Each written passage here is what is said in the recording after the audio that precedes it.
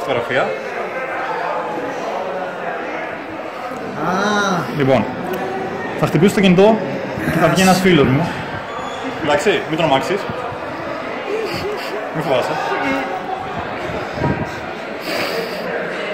Μπορώ να το γαργαλίσω κιόλας.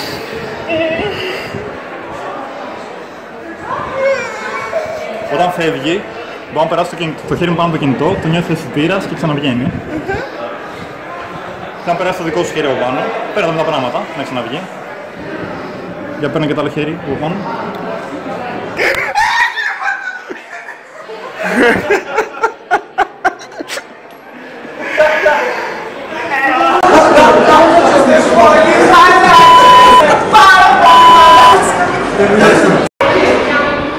Για παίρνω και το άλλο χέρι από πάνω.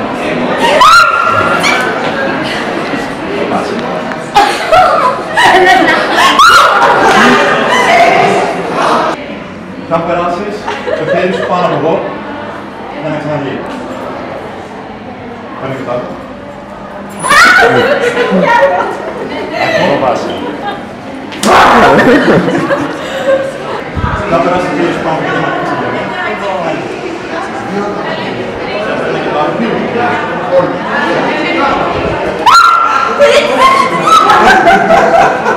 Θα περάσεις το χέρι σου για να ξαναβγεί. Παίρνει και το άλλο χέρι. Άλλο, παίρνει και το άλλο. Αυτό. Κάνε αυτό.